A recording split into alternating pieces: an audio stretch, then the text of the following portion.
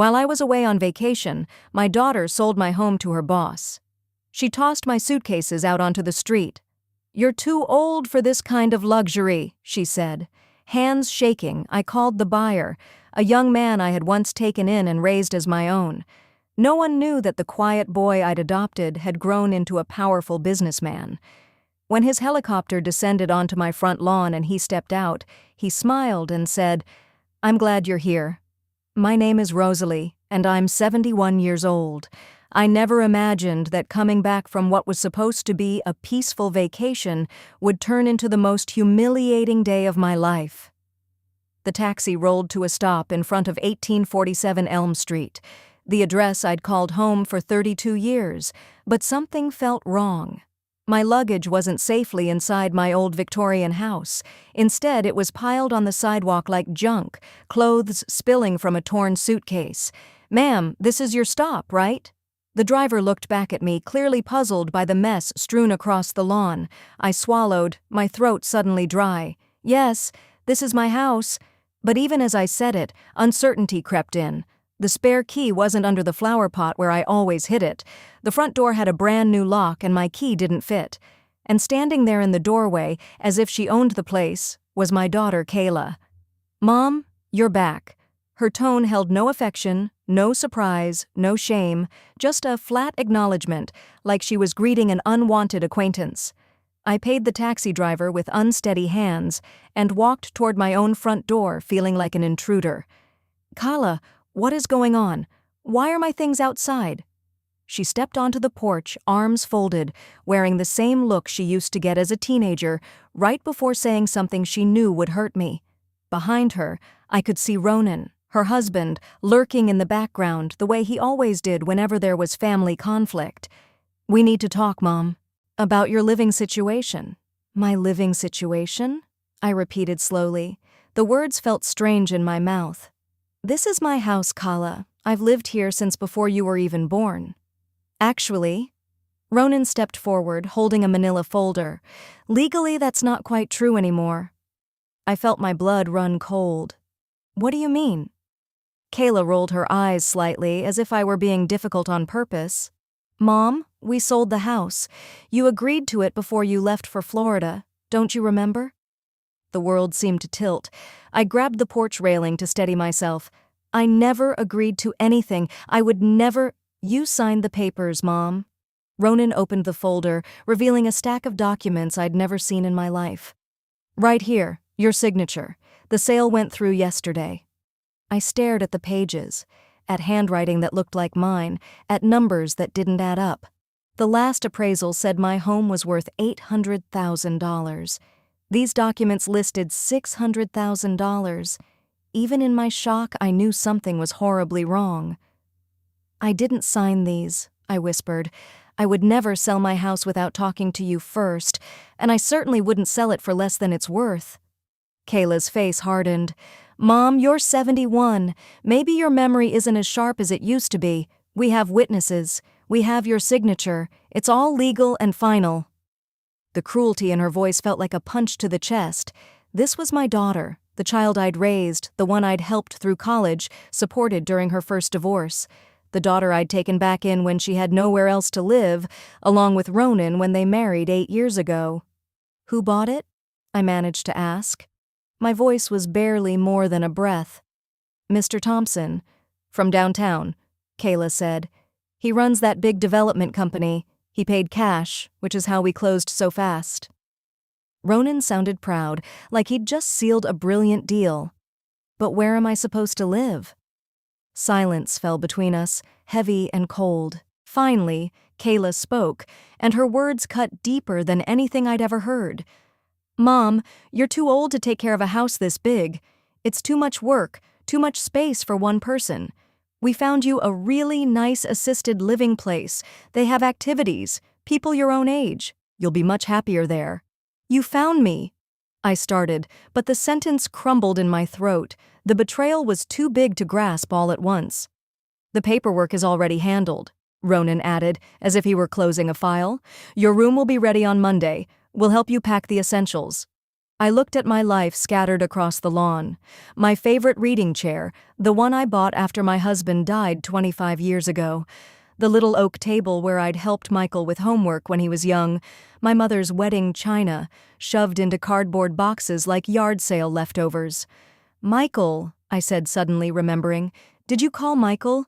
Does he know about this?" Kayla's jaw tightened at his name. Even after all these years, she couldn't hide the bitterness she felt toward the boy I'd adopted when she was 25. "Michael isn't really family, Mom. Not truly." The words stung like a slap. Michael, who had lived in this house for 8 years. Michael, who had called me every week since he left for college. Michael, who had never once made me feel like a burden or asked me for anything. But to my own daughter, he was not family. "You can't do this," I said, but even as I spoke, I knew they already had. "It's done, Mom." Kayla's voice softened just a fraction, but there was no real kindness in it. "I know this is hard, but it's for the best. You'll understand eventually." Neighbors were beginning to gather, drawn by the strange sight of furniture and boxes on the sidewalk. Mrs. Patterson from next door approached slowly. "Rosalie, dear, is everything all right?" Humiliation burned in my chest. How could I possibly explain that my own daughter had sold my house behind my back? That I was being tossed out like an old couch no one wanted anymore? "Everything's fine," I forced out, my voice trembling with the lie. Mrs. Patterson looked uncertain, glancing from me to the scattered belongings to Kayla's hard expression. "If you need anything..." "She's fine," Kayla cut in sharply. "We're just helping Mom move into a more appropriate living situation." I watched Mrs. Patterson retreat, no doubt hurrying home to call the other neighbors. Rosalie's daughter kicked her out. "All her things are on the lawn." "Where are my keys?" I asked suddenly. "My house keys?" "You won't be needing those anymore," Ronan said calmly. The finality of his words washed over me like a freezing wave. I no longer had keys to my own home. In fact, I no longer had a home at all. My belongings were scattered across the street like discarded trash.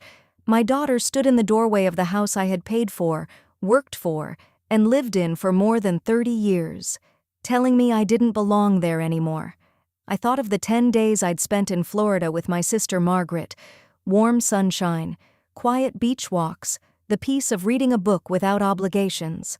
I'd returned refreshed, ready to tend my rose garden and chat with my neighbors. Instead, I came home to find that my home was no longer mine.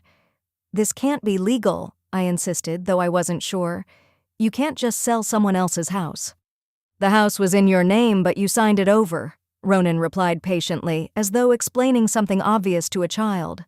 "We have power of attorney for situations like this. You agreed to it last year, remember? After your stroke?" I did remember signing papers after my mini-stroke, but I believed they were medical directives. I trusted Kayla to handle things only if something truly happened to me.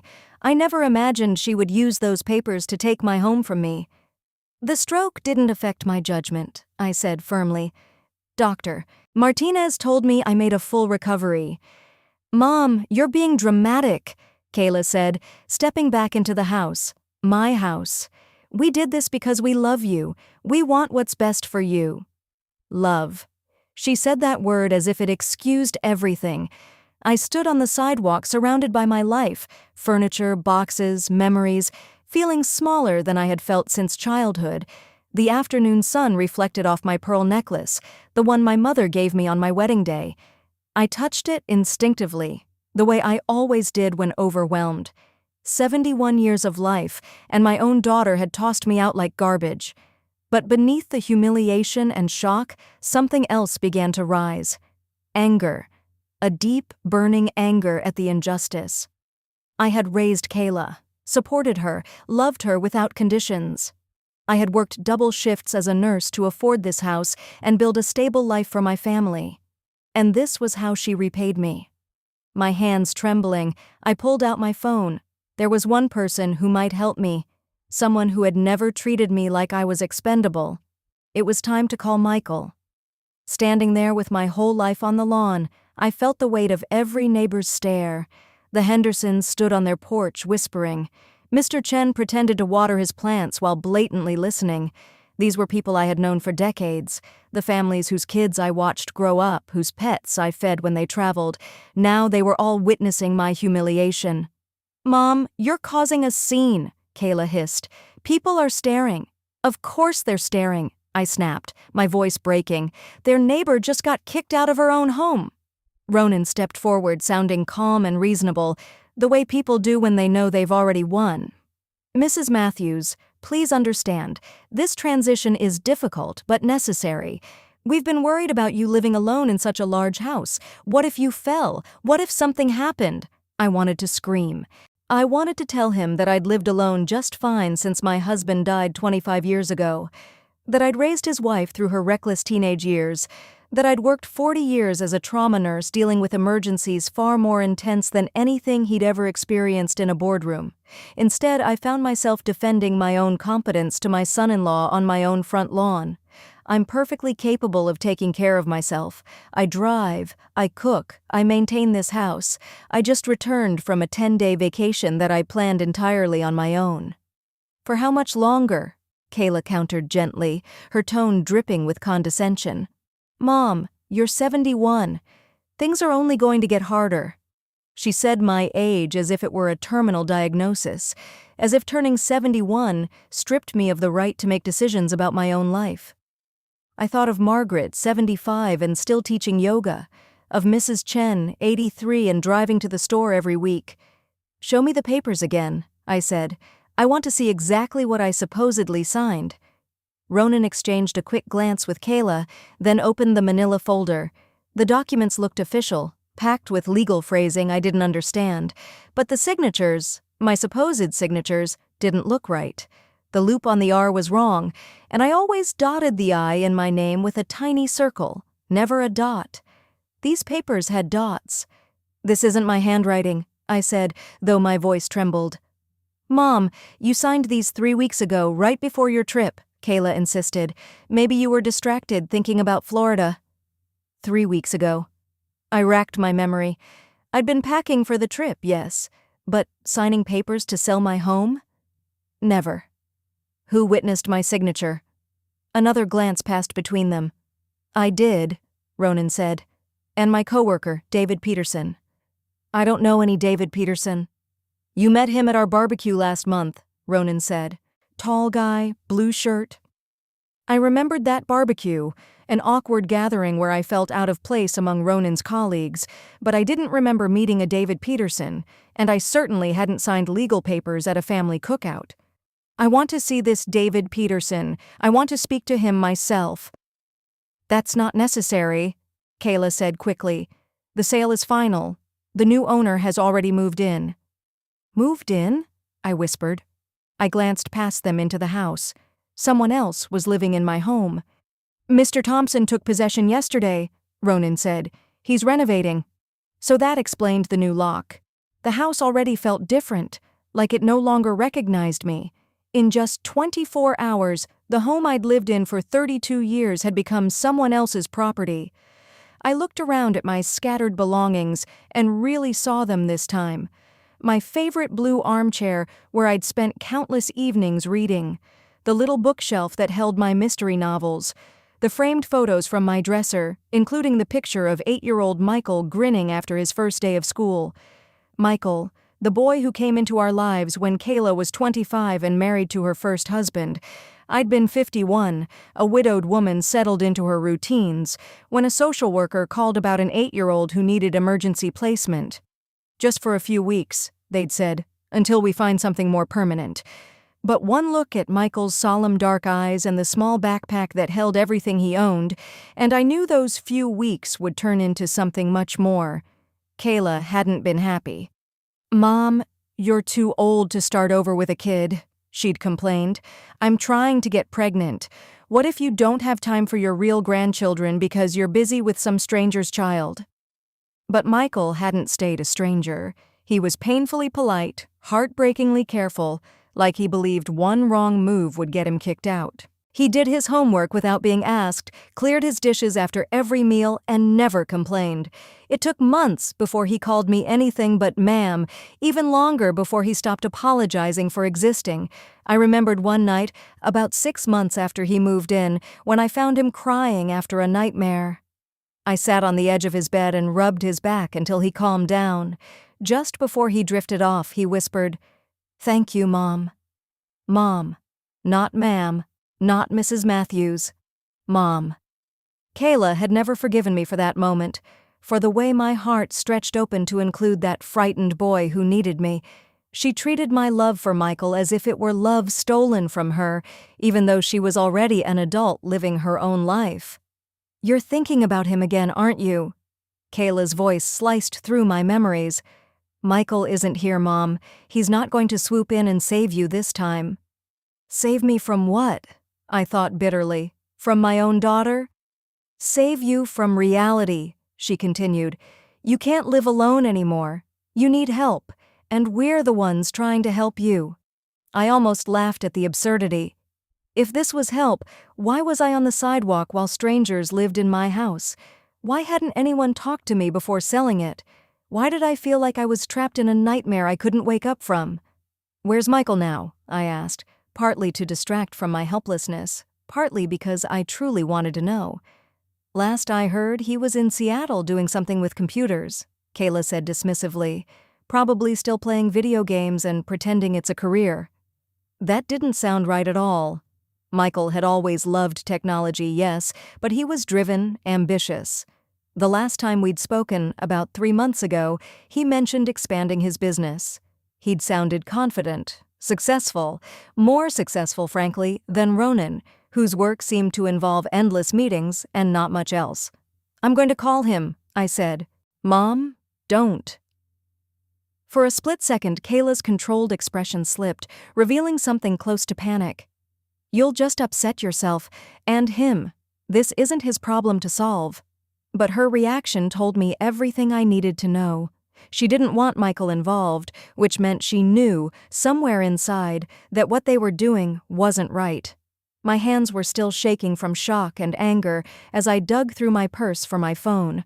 Michael's number was saved under M for Michael, but also under S for son.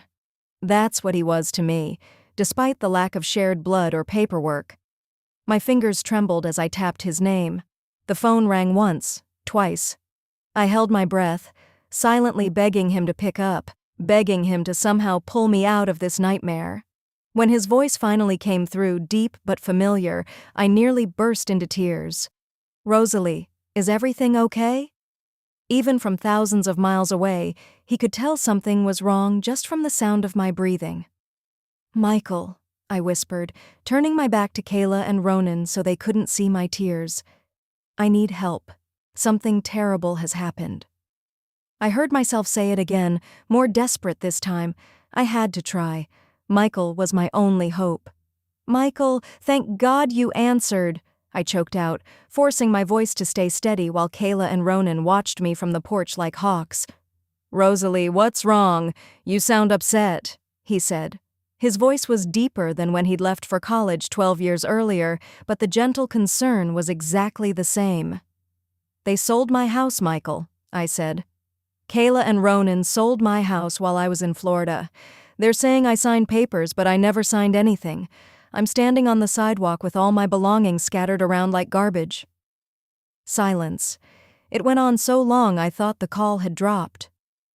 "Michael? Are you still there?" "I'm here," he said, but his voice was different, colder, sharper. "Tell me exactly what happened." So I did. I told him about coming home to find my suitcases on the lawn, the new lock on the door, the signatures that didn't quite look like mine. I told him about Ronan's manila folder, the supposed power of attorney, and the mysterious buyer, Mr. Thompson, who had supposedly paid $600,000 cash for a house worth $800,000. "Thompson," Michael repeated, and something in his tone made me pause. "Do you know him?" I asked.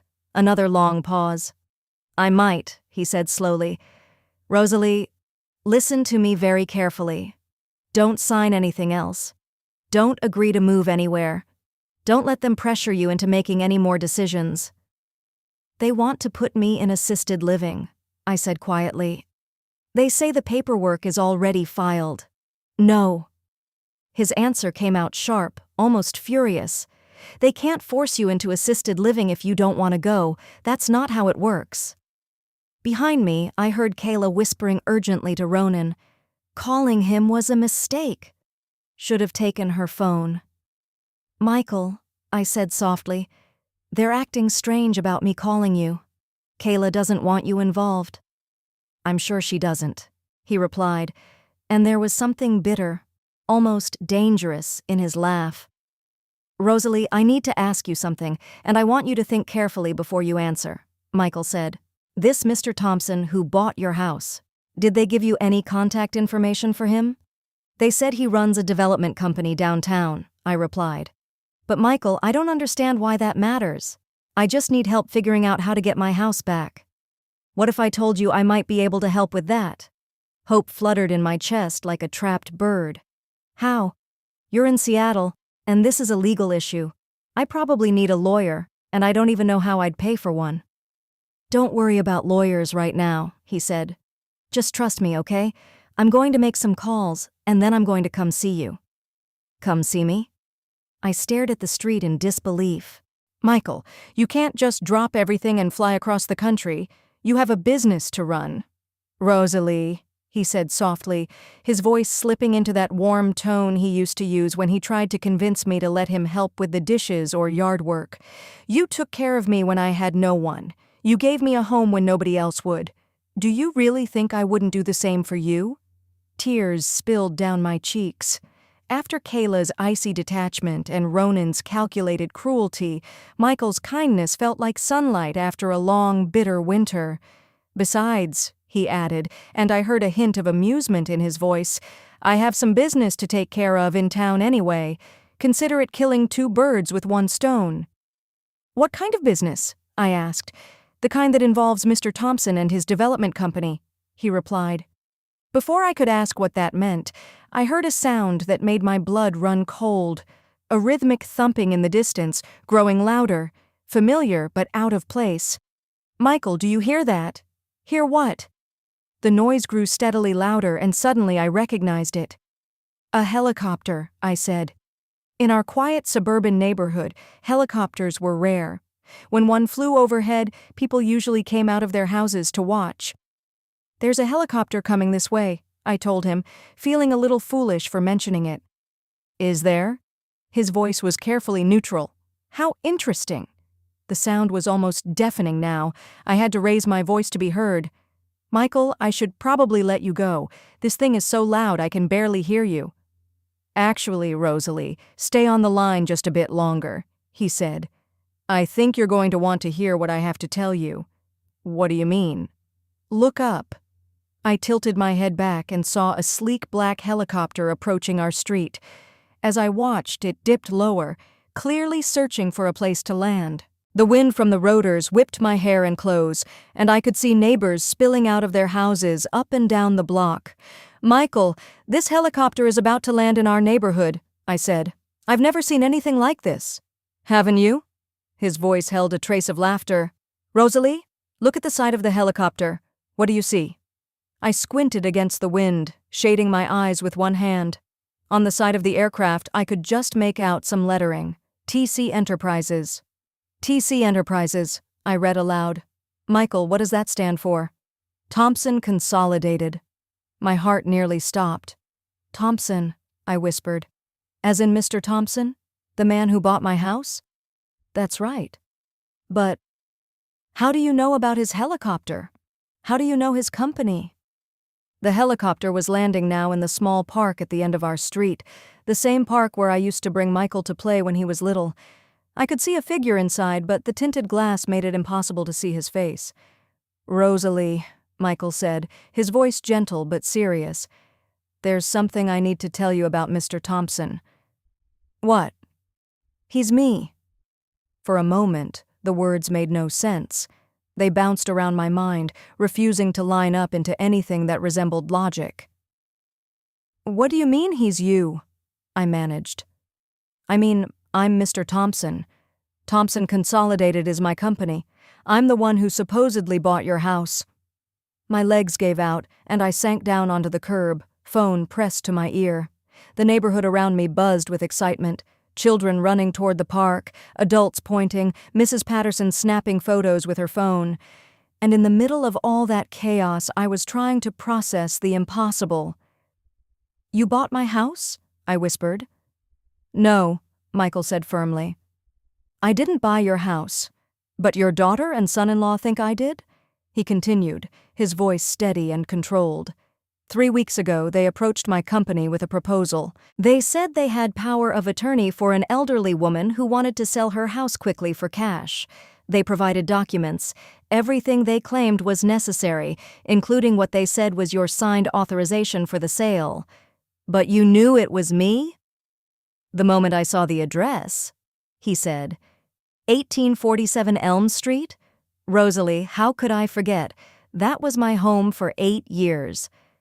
I shut my eyes, trying to keep up with what he was telling me. "So you didn't actually buy it?" "I strung them along," he admitted. "I had my lawyers draft preliminary paperwork that looked official enough to keep them satisfied. But there was never a real transaction. No money changed hands. Your house is still legally yours, Rosalie. It always has been." Relief crashed over me so hard I started sobbing again. "So all of this, it was fake?" I asked. "The sale? The new owner? Everything?" "The sale was fake," Michael said. "But their intentions were very real. They were planning to take $600,000 of your money and stick you in the cheapest assisted living facility they could find, and they would have gotten away with it if they'd gone to almost any other development company." "Why didn't you tell me sooner?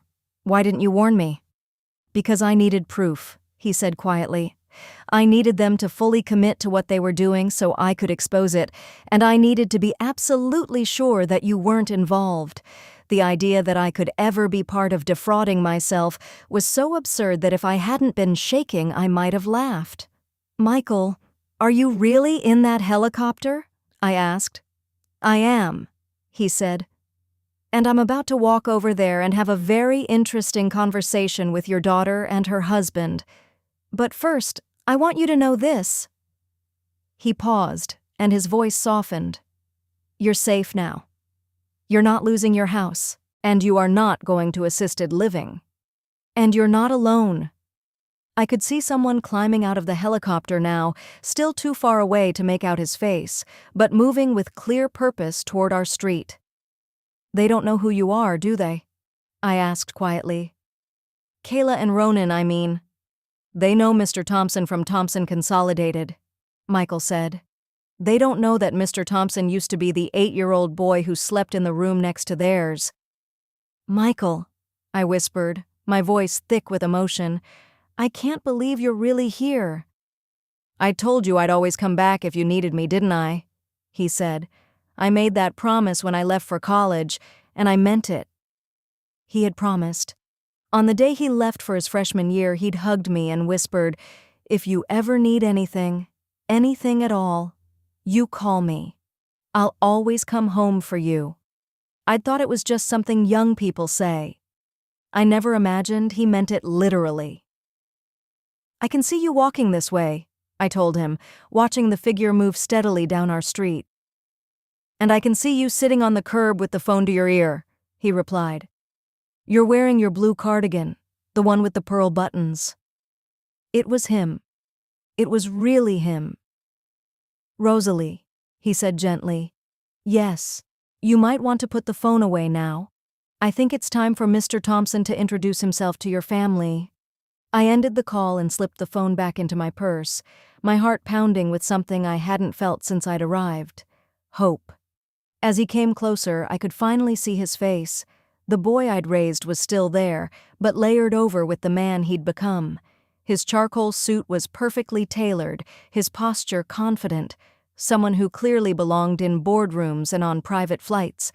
But when our eyes met, his smile was exactly the same as when he was 8. Elm Street had turned into a spectacle. Half the neighbors were out on their lawns staring at the helicopter in the park. Children darted around excitedly, and cell phones were held aloft everywhere, recording the moment. But none of that mattered. What mattered was that Michael was here, and I didn't have to face this nightmare alone anymore. "Mrs. Matthews." His voice carried clearly as he approached, loud enough for Kayla and Ronan to hear every word. "I'm Michael Thompson from Thompson Consolidated. I believe you're expecting me." I struggled to stand up from the curb, brushing off my blue cardigan. "Mr. Thompson, yes, thank you for coming so quickly." He reached me and took my hands, giving them a gentle squeeze. Up close, I saw that his dark eyes still held the same warmth I remembered, even though his features had sharpened with age and success. The suit, the helicopter, the presence, everything said he was powerful.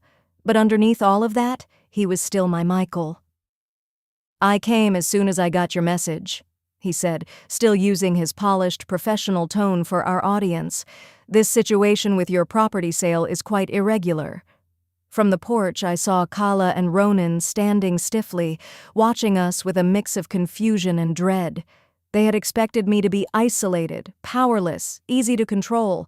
They had not expected a wealthy, important man to step out of a helicopter on my side. "Irregular? How?" Ronan asked, stepping forward, still clutching his manila folder. Michael turned to him, and I saw something new in his expression, a hard, icy edge that made me very glad he was not my enemy.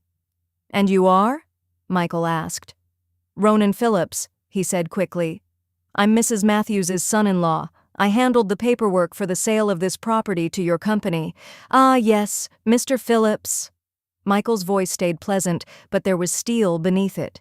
"We need to talk about that paperwork." Kayla finally seemed to find her voice. "Mr. Thompson," she said, trying to sound composed, "we were told you'd already taken possession of the property, that the sale was final."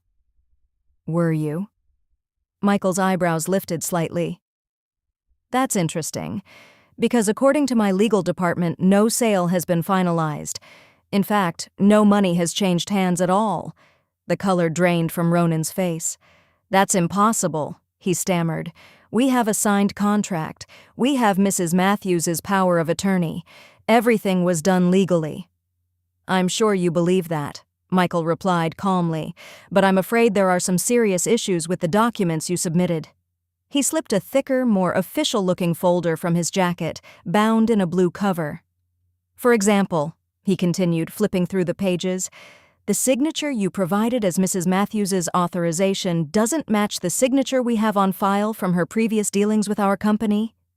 I stared at him in surprise. Previous dealings? I had never done any business with Thompson Consolidated, not that I knew of.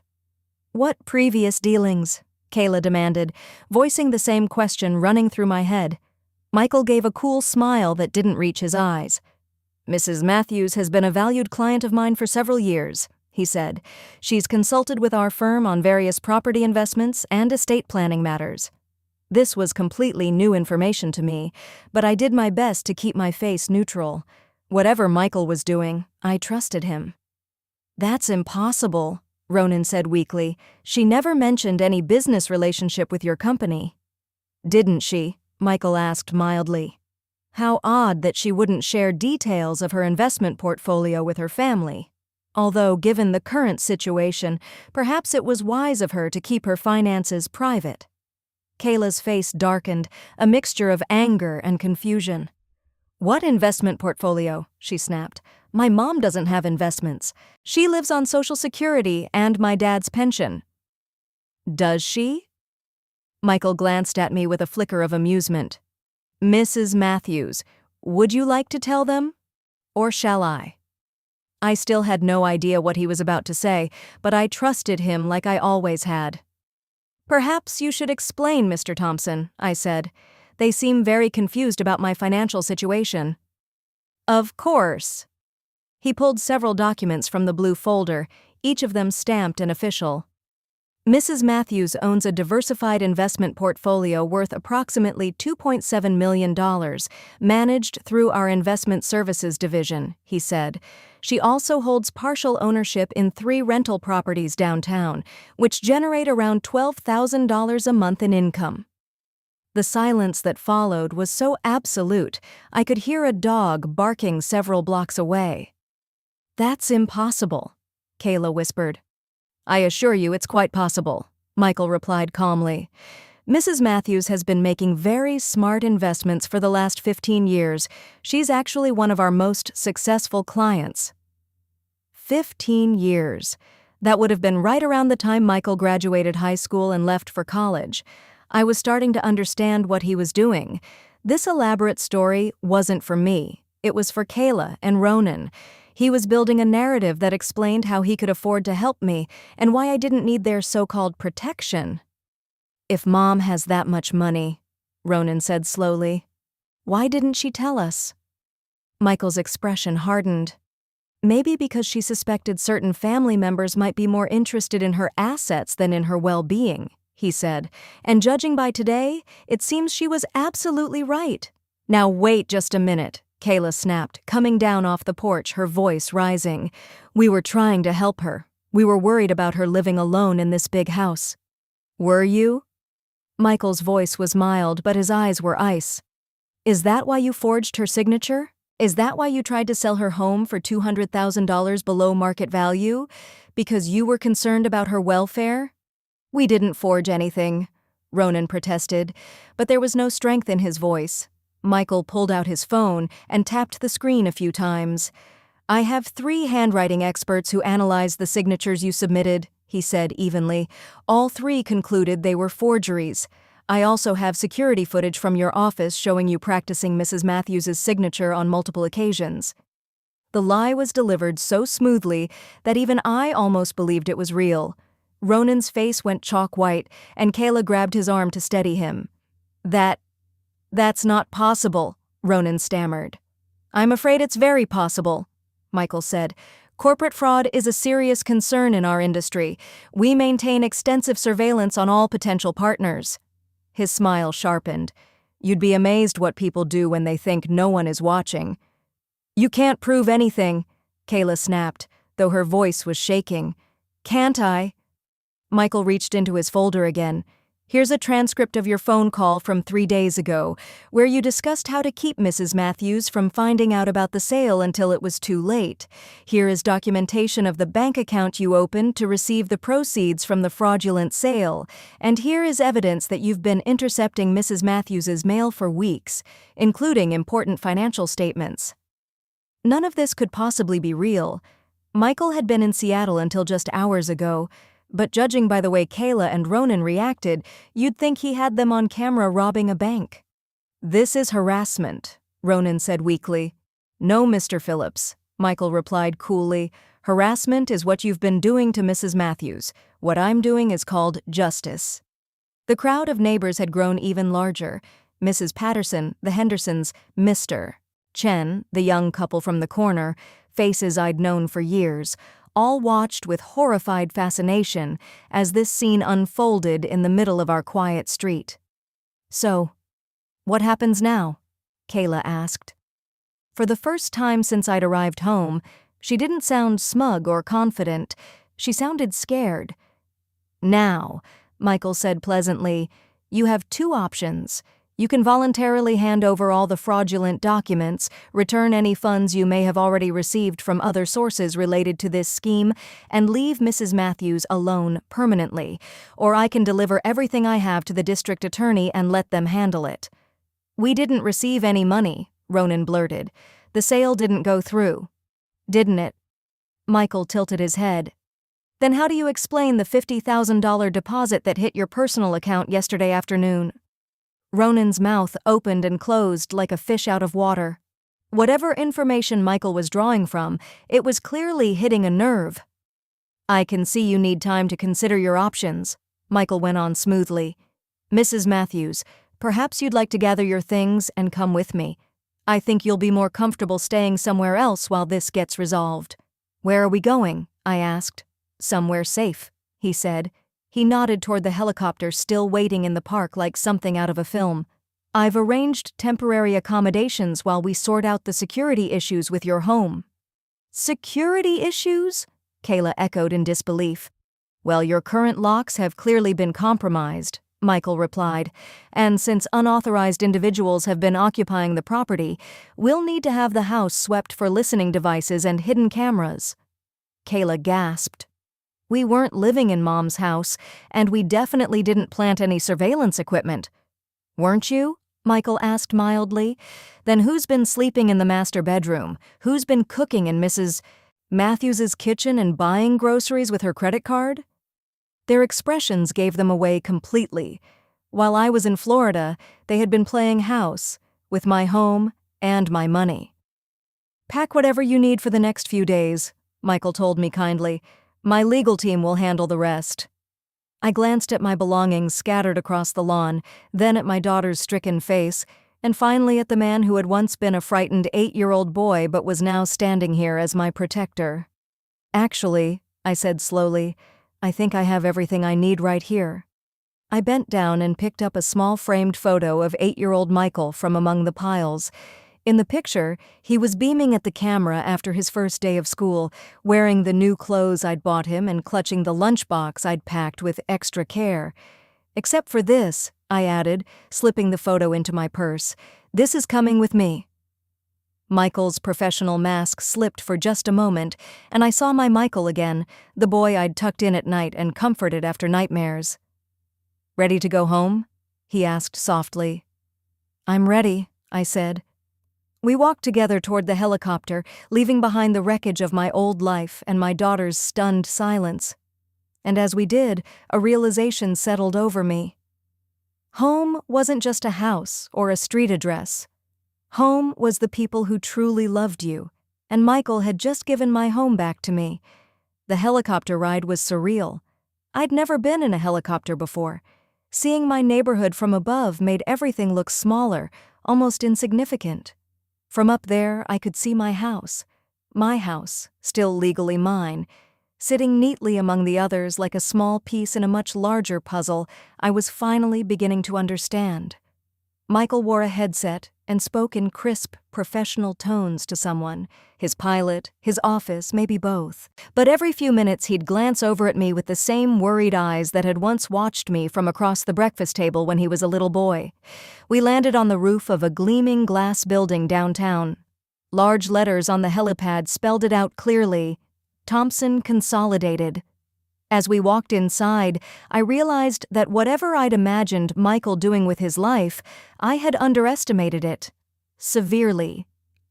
"Mr. Thompson," a young woman in a smart business suit said as we stepped onto what was clearly the executive floor, "Your 4 o'clock is waiting in conference room B, and legal called. They said the documents you requested are ready for review." "Thank you, Sarah," Michael replied smoothly. "Please reschedule the 4 o'clock and ask legal to meet us in my office in 10 minutes.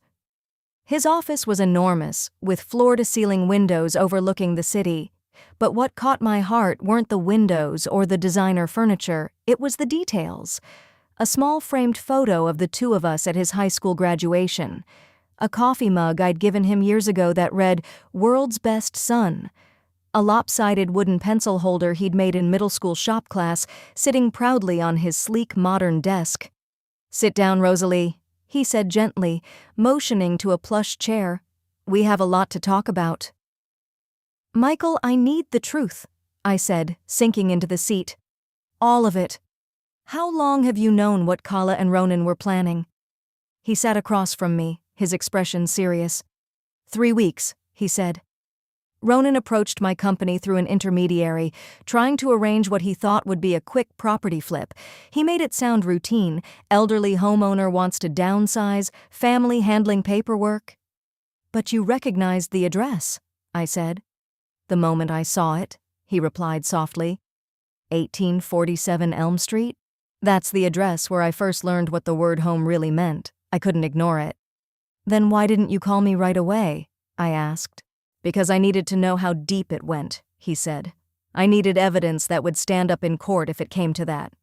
He reached for a thick folder on his desk and opened it. Inside were documents with official seals, photographs, and what looked like bank statements. "This wasn't their first move, Rosalie," he said quietly. "They've been setting this up for months." My heart sank. "What do you mean?"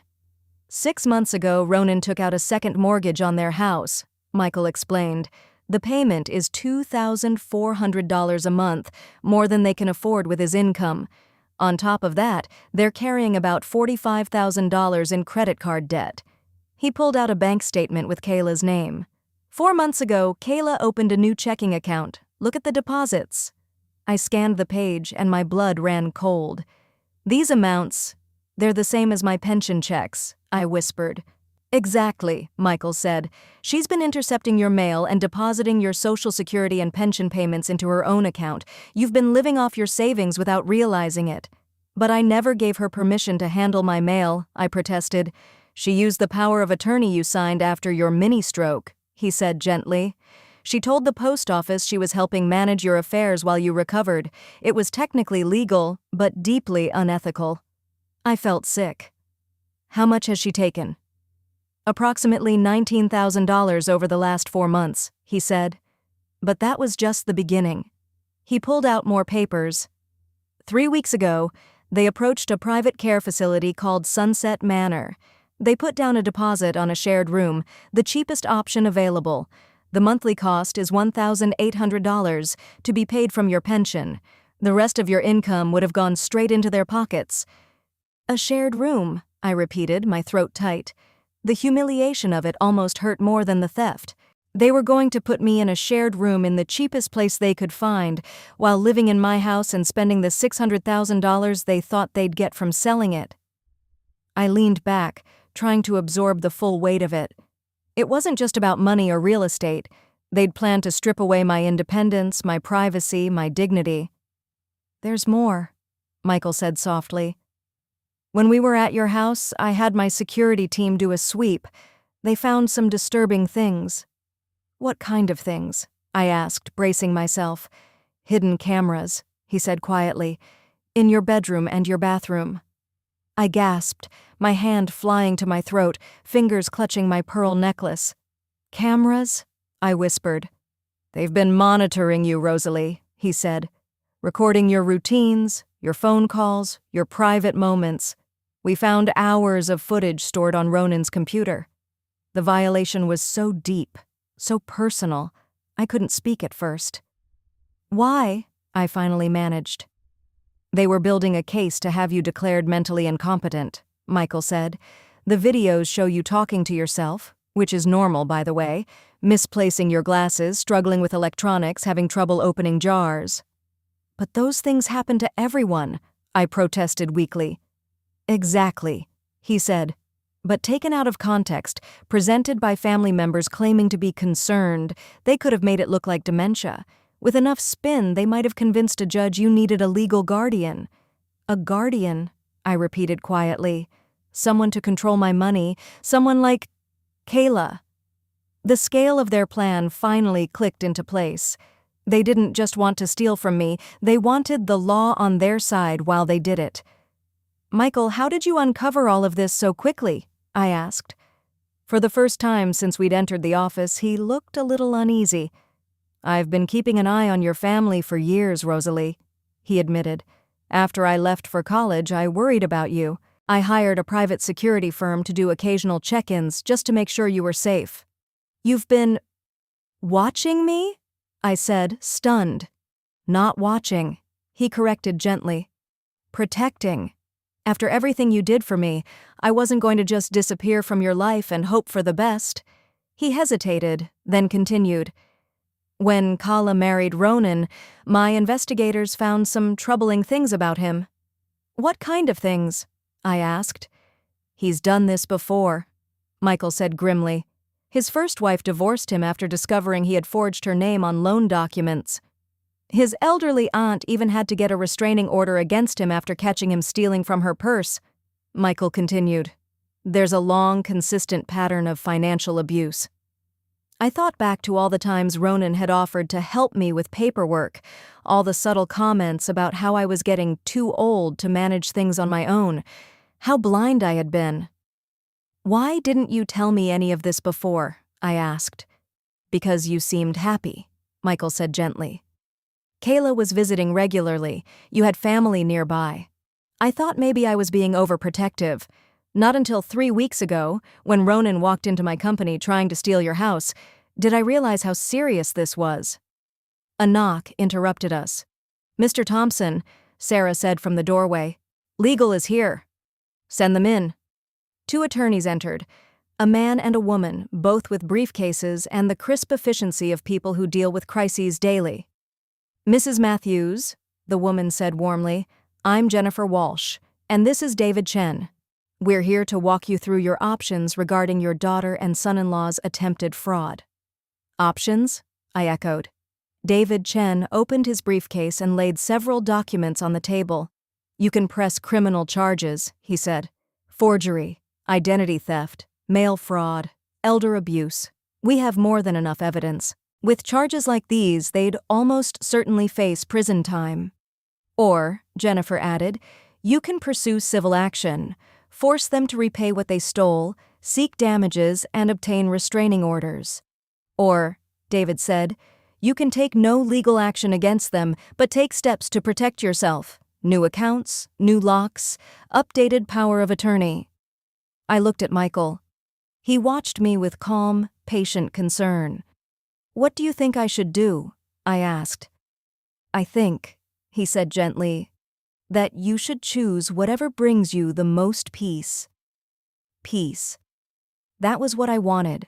More than revenge, more than justice, just peace. "If I press criminal charges, would there be a trial? Would this go public?" I asked. "Probably," Jennifer said. "Elder abuse cases tend to attract media attention." I imagined myself sitting in a courtroom, strangers analyzing my life, my daughter's face on the news, our whole family laid bare. I couldn't bear it. "I don't want a trial," I said quietly, "but I do want consequences." "What kind?" David asked. I thought long and hard about the mother I had been to Kayla and the mother I'd become to Michael. The difference wasn't how much I loved, it was what each child gave back. "I want every penny repaid, with interest," I said. "I want restraining orders, I want them barred from coming within 500 feet of me or my property, and I want them to know they've lost me. Forever." Jennifer nodded. "All of that is absolutely doable. We can have the paperwork ready by tomorrow."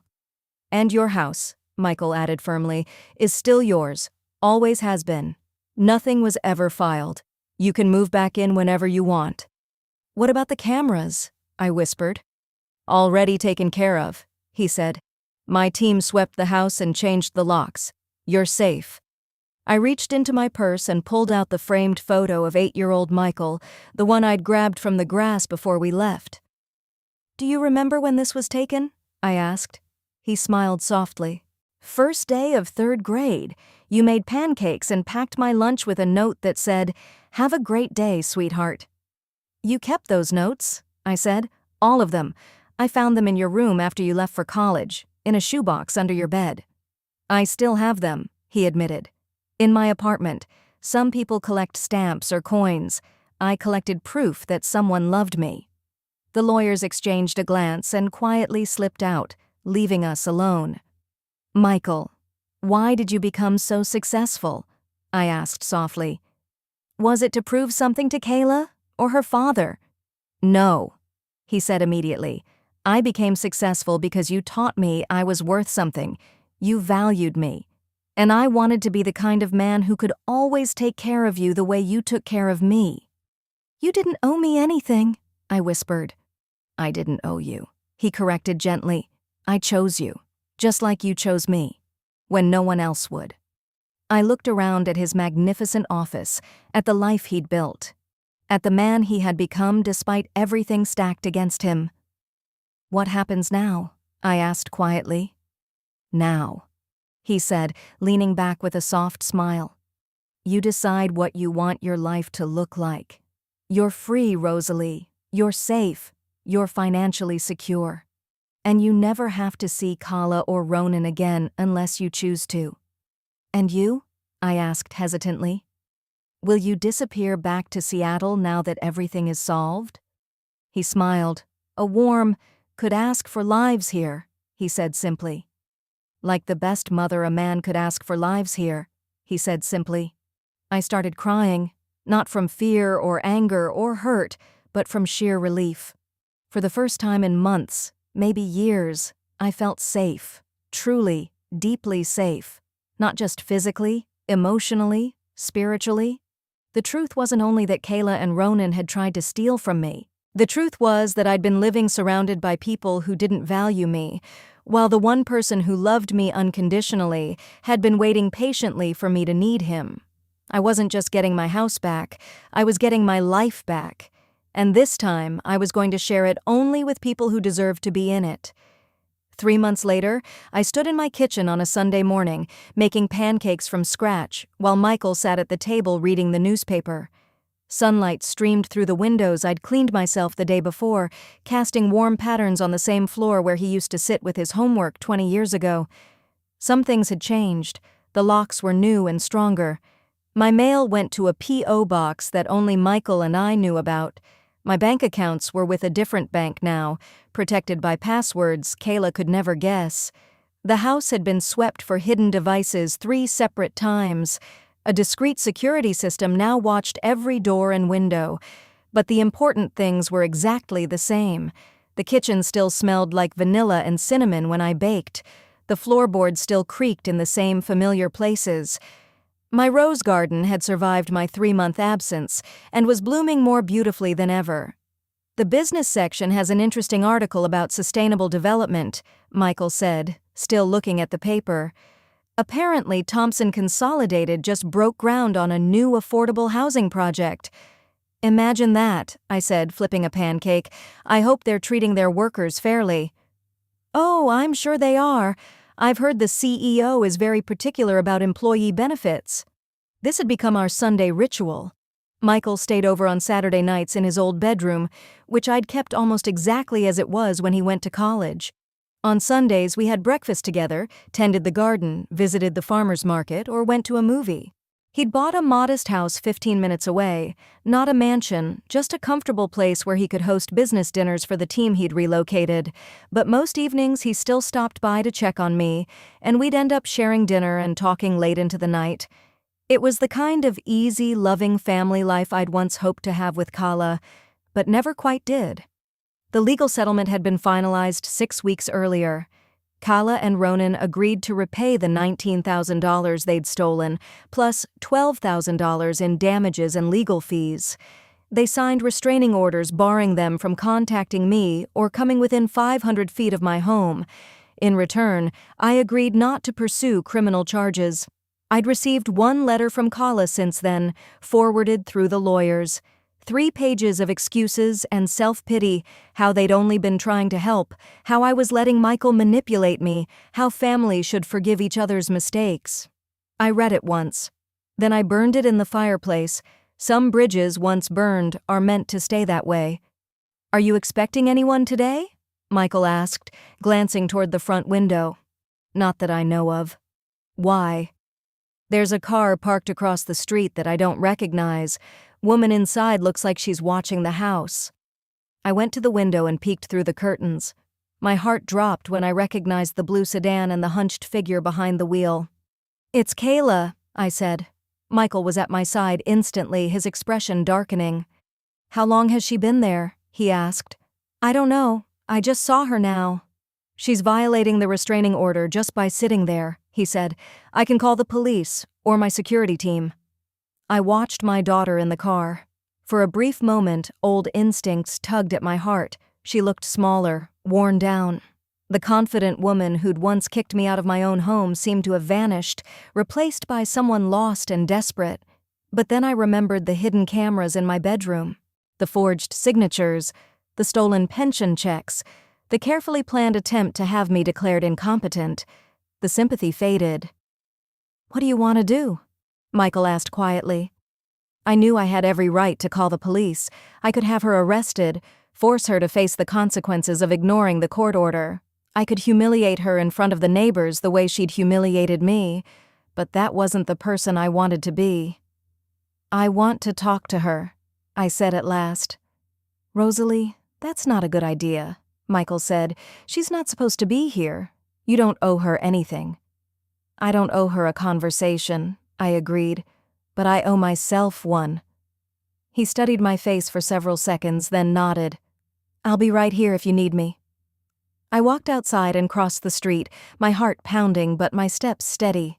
Kayla saw me and rolled down the window, her eyes red and swollen from crying.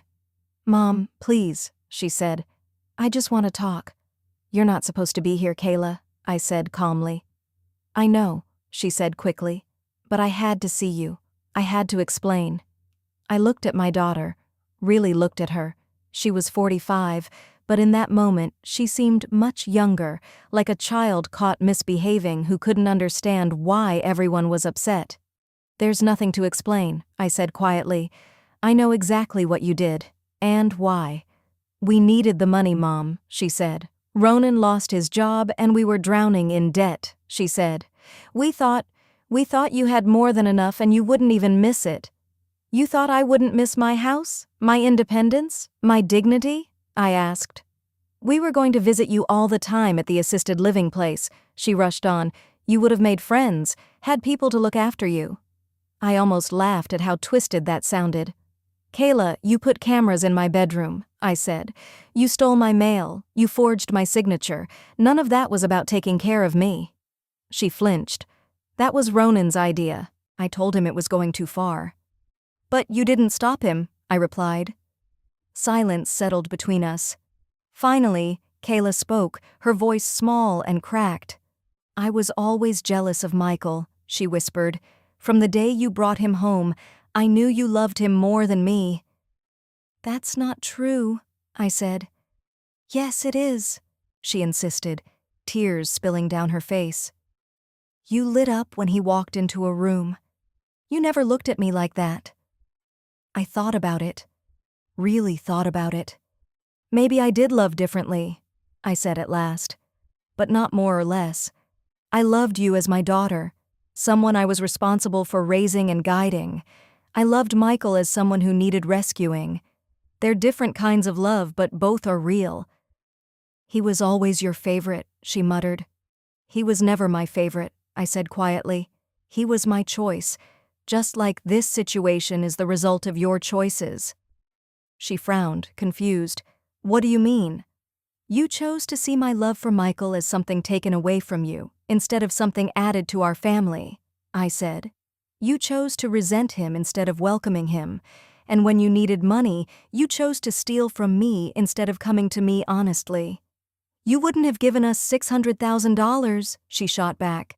"No," I agreed, "I wouldn't have, but I might have helped you refinance your house, or found you a financial counselor, or worked out a payment plan. You never even gave me the chance." "Would you really have helped?" she asked. I considered it. "I don't know," I admitted, "but we'll never know now, will we?" "Mom, please," she said desperately. "I know I messed up, but I'm still your daughter. Doesn't that count for something?" I looked at her, this woman who shared my blood but had never really seen me as anything but a resource to be tapped. "Being my daughter was supposed to mean something to you," I said softly. "It was supposed to mean you protected me, not exploited me. That you wanted me safe and happy, not controlled and convenient." "I can change," she said quickly. "We can start over." "No, Kayla," I said, "we can't." "Because of Michael?" she demanded. "Because he's turned you against me?" "Because of you," I answered. "Because of the choices you made and the person you decided to be." I reached into my pocket and took out my pearl necklace, the one I'd worn through every hard moment of this ordeal. I'd worn it every day since my wedding 47 years ago. It had belonged to my mother, and to her mother before that.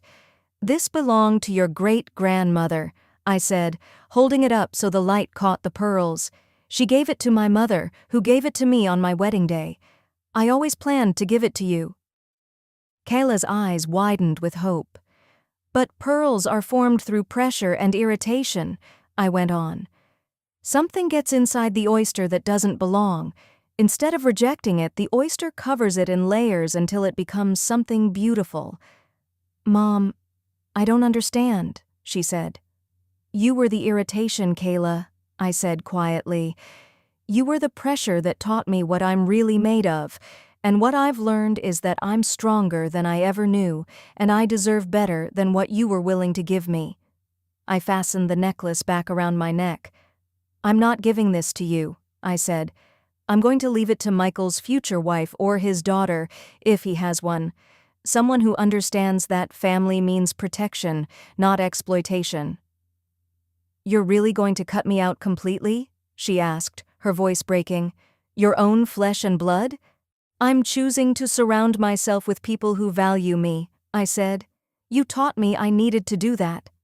I turned and walked back toward my house, where Michael stood waiting on the porch, ready to support me, defend me, or simply hold me if I needed it. "Mom!" Kayla shouted behind me. "This isn't over." I stopped and looked back one last time. "Yes," I said calmly, "it is." Then I walked up the steps, through my own front door, back into my warm kitchen where the pancakes were still on the plate, the coffee was still hot, and the newspaper was still spread out in front of my chosen son. "How do you feel?" Michael asked as I sat down. I thought about it. I felt sad for the relationship Kala and I would never have. I felt angry about the trust she'd broken. I felt relief that the confrontation was finished. But more than anything, I felt free. "I feel like I finally understand the difference between family and relatives," I said. "What's the difference?" he asked. "Family is what you build," I said. "Relatives are just who you're born with." Michael smiled and passed me the syrup. "In that case," he said, "I'm honored to be your family." "The honor is mine," I replied. We finished our breakfast in comfortable silence, planning our day as if we'd been doing it for decades instead of months. Later, we'd work in the garden together. Michael would help me plant new roses where the hidden cameras had once been. That evening, we'd eat dinner on the patio and watch the sunset from chairs angled so we could see the street without being easily seen ourselves. It was a quiet life, a simple life. Some might call it ordinary. But after everything I'd been through, ordinary felt like victory. I was 71 years old, and for the first time in my life, I was exactly where I belonged, surrounded by people who chose to love me as much as I chose to love them. At 71, I had finally learned that family isn't about blood, it's about choice. And I was finally making the right ones. Now I'm curious about you, the one who's listened to my story. What would you have done in my place? Have you ever gone through something similar? Comment below and share your experience. And if you'd like to hear more, there are 2 other stories on the channel that many people love. They just might surprise you. Thank you for staying with me until the end.